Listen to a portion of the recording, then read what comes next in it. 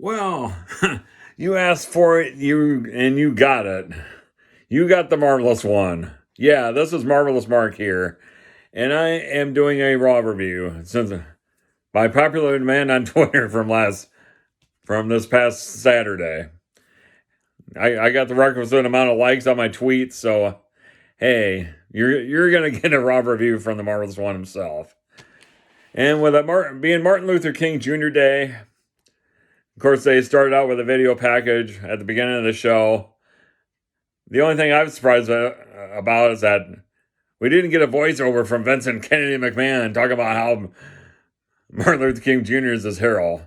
We all know that's bullshit. I mean, seriously, if he actually believed all that stuff, all of this long lived a dream, yeah, he doesn't believe that. He doesn't believe that shit at all. I think we all know that by now. But anyway, so the real Raw kicks off with one Randall Keith Orton. He's got his lucha mask on. I don't know if he looks like a conquistador or if he looks like the Executioner or Dr. X or whoever the hell. But they're actually selling the fact that he suffered first degree burns by Alexa Bliss shooting a fireball not out of her butt but out of her hand at the end of last week's Raw. So at least they're doing a good job of selling that, which is better than what they did with Keith Lee and Karrion Kross in that contract signing that they had in NXT when Karrion Kross won the NXT title from Keith Lee right before Keith Lee got called up to the main roster. But talking about how he had a little bit of compassion, but now it's gone through.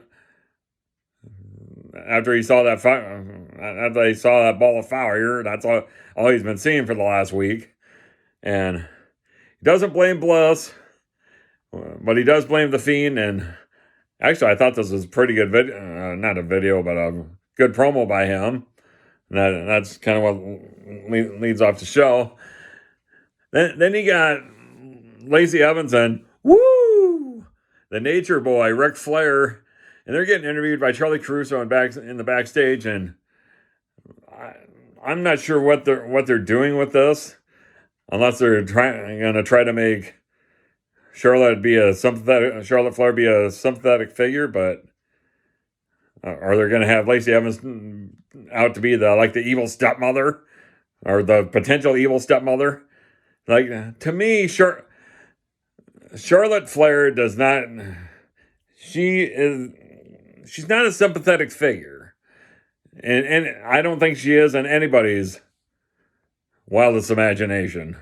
It's like, to me, it's just one of those things that Charlotte Flair is a natural heel. That's how she should be presented, and it kind of leads into a match between her and Peyton Royce. It's like, yeah, Charlotte Flair gets the victory by submission, but it's like I don't buy Charlotte Flair as a sympathetic figure. And as far as Peyton Royce goes, you broke up the Iconics, which was a pretty over tag team with her and Billie Kay, who got shipped over to SmackDown, and just to put her into another tag team with Lacey Evans, that makes no sense to me. So then you have a match with Xavier Woods with Mace of Retribution. Boy, if there's two teams that have run its course already, well, not so much the New Day. They've been together since the middle of 2014, but God, they've been together almost 7 years now. It's like that. I think that ship has already sailed. I mean, Big E is now a singles wrestler, and I think it's about high time that Kofi Kingston, easy for me to say, Kofi Kingston and Xavier Woods to be singles as well. And this Retribution thing, oh my God, this is terrible. They got to have something better for Mustafa Ali and the rest of that crew to do. I mean, to me, uh, that group doesn't do it for me. But but if there's anything good that comes from this, at least you had some long-term storytelling here, because you remember a couple years ago, Ali was supposed to be in the Elimination Chamber and he got hurt. Kofi Kingston ends up winning the Elimination Chamber for the right to take on Daniel Bryan at WrestleMania a couple years ago, which is where they started Kofi Mania, and Ali basically blames Kofi for stealing his shot. Well, in a way, he's got a point there, but still, this group Retribution, they're talk about a waste of a bunch of people's talents. I mean, Shane Thorne and Mia Yim, Dominik Dijakovic, and the other two. It's like they're just floundering in this group, I think. So anyway.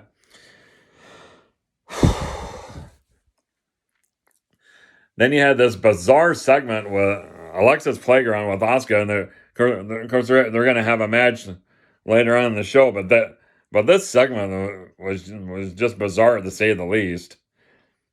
You got this little rocking horse that's going back and forth. I guess it's supposed to be the ghost of Bray Wyatt. I don't know what the hell it is, but this segment was just really bizarre. And then, I'm sure Slug Daddy's gonna love this. I got old JEFF, JARRETT, Jeff Jarrett doing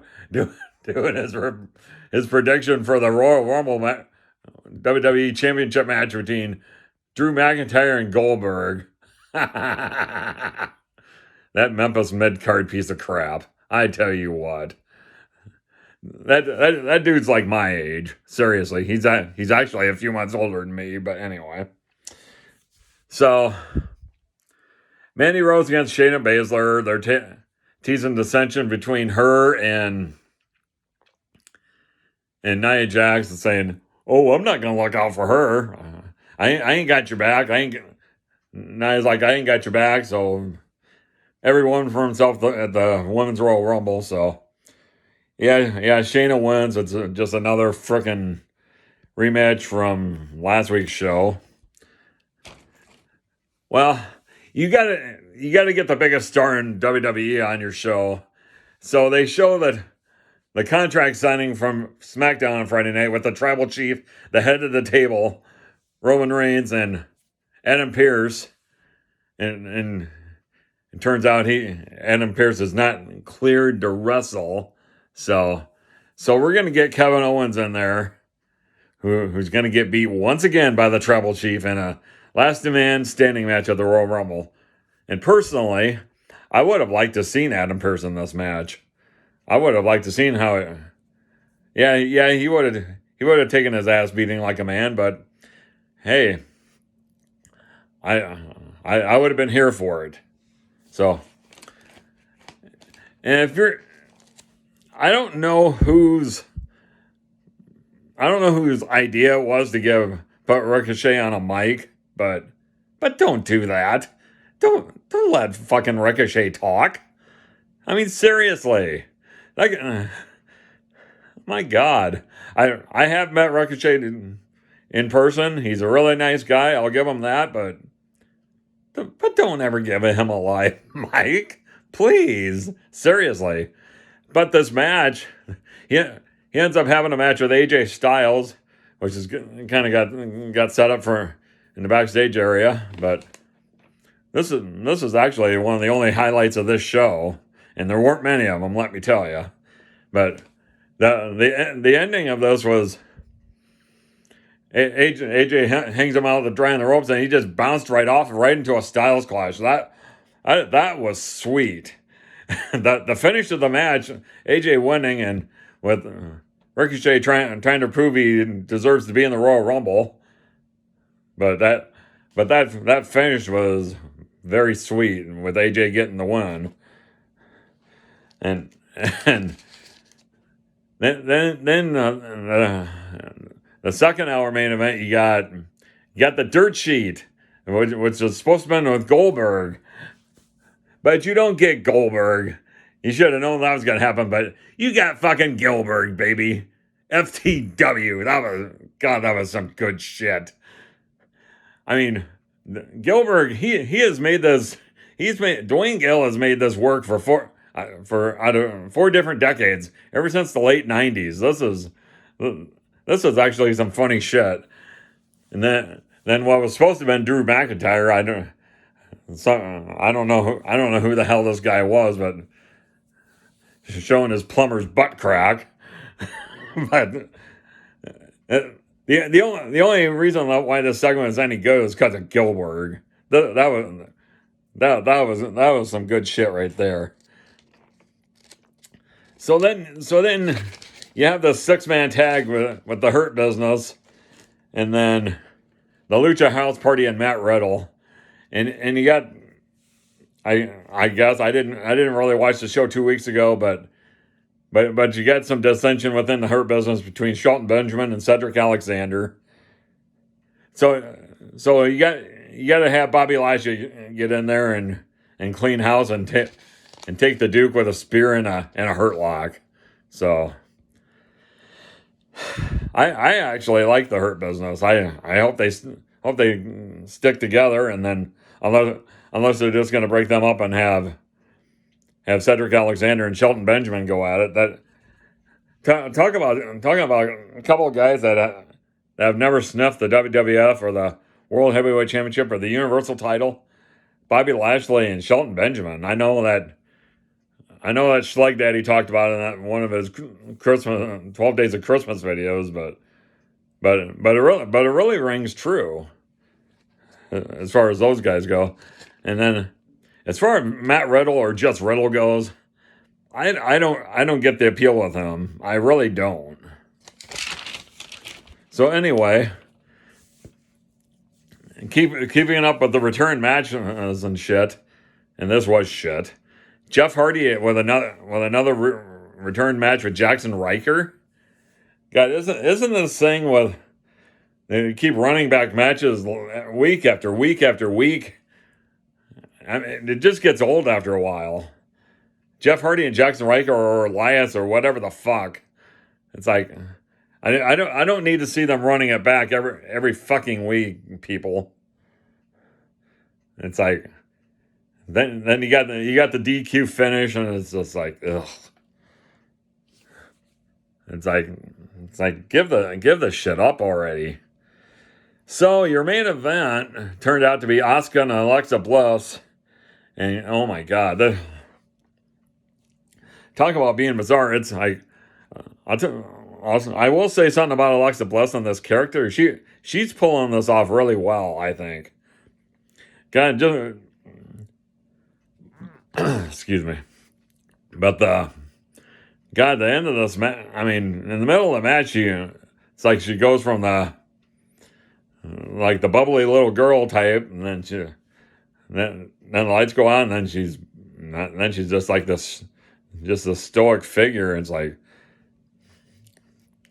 God, this transformation is just unbelievable. It's almost like she just doesn't feel anything. But anyway, she ends up getting the victory with the Sister Abigail, and earlier on in the night she declared herself for the Women's Royal Rumble. So to be honest, I would not be surprised to see her win this, and then they could run this back at WrestleMania, and she might end up being becoming the Raw Women's Champion after all this, maybe after WrestleMania. But just as far as what I thought of this show, God, it's a good thing I had enough caffeine earlier in the day because outside of the Ricochet AJ Styles match, this show was just crap. I mean, I don't know if it was any better than what Mr. Rout had to review last week, but thanks a lot, guys. You made me review a crap show here, but hey, this is the first time I've done this in about 3.5, 4 years. So anyway, smash that subscribe button down below, and hell, I may do this again. So this is Marvelous Mark signing off for now. Bye-bye.